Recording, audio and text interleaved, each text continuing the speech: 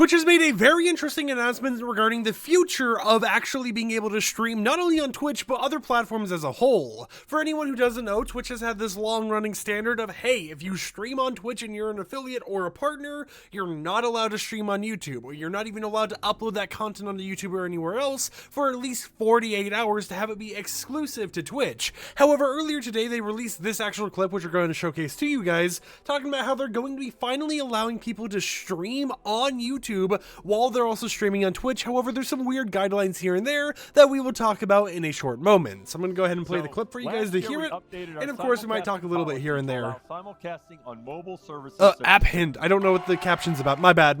Hold on. Policy to allow simulcasting on mobile services such as TikTok and Instagram.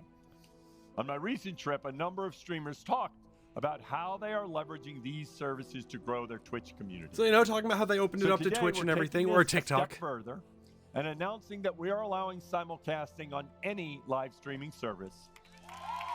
This means that going forwards, you can not only stream on TikTok while you're streaming on Twitch or Instagram while you're streaming on Twitch, but you can stream on Twitch, YouTube, TikTok, Instagram, Facebook, MySpace, everywhere else without having to worry about your contract or policies or anything like that.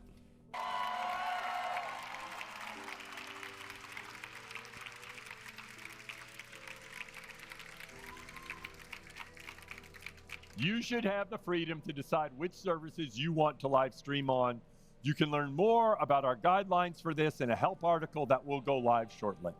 And that is the part where everything starts to get a little bit more vague. I've actually pulled up the guidelines over here and you can see them right here. And there are some very interesting notes to actually mention on it, so let's go ahead and zoom in. Firstly, it's like in line with the change of their terms of service and everything, we are now allowing you to simulcast on any service. They believe in giving you the freedom to simultaneously stream on other services, but we also want to ensure that the Twitch user experience is not compromised. To that end, the following guidelines have been established. 1. You ensure that the quality of Twitch users' experience of your simulcast is at minimum no less than the experience of other platforms or services, including by your engagement with the Twitch community. So, for example, if you're interacting with your YouTube chat a lot, you have to still be interacting with your Twitch chat a lot, and vice versa. So you're not allowed to go ahead and do 1440p on YouTube while doing 19p on Twitch or whatever else. Both qualities have to be the same in terms of how you're interacting with everything and everything else. That is a little bit odd though, because one of the main concerns when it comes to Twitch streaming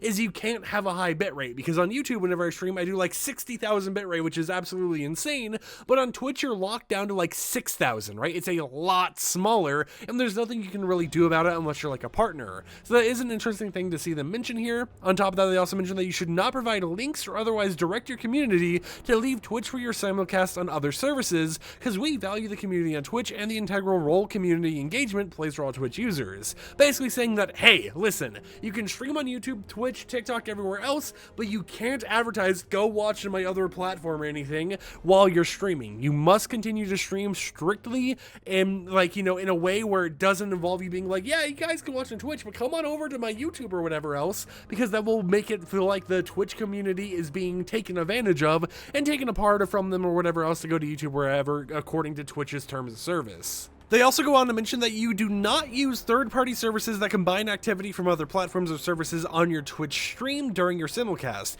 This means that you can't merge chats, you can't merge alerts or anything like that to ensure the Twitch community is included in the entirety of the experience of your live stream.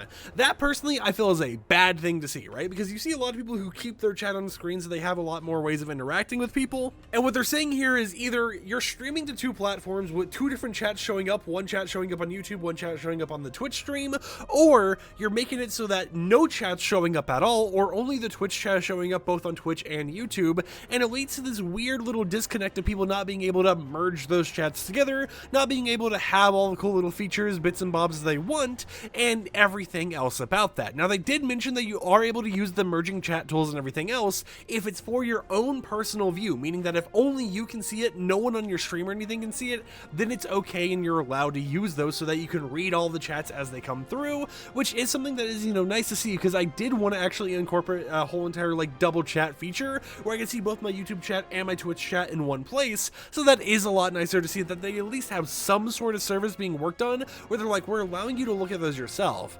This applies to all streamers unless you have an agreement with Twitch that requires exclusivity, which means that they can do exclusivity contracts still, but they're going to allow these rules to be a lot less strict for the majority of the public out there, which is a nice thing to see. When they were talking about degraded experience, they go on to talking about shrinking the size of or other ways degrading the video quality, so it's worse than other platforms in order to try, pushing people to the other platforms. They mentioned stuff as, like, hey, you're able to, in the future, to have a tag that will say you're simulcasting, which will help kind of promote the whole simulcasting overall and find you on other platforms that people like to.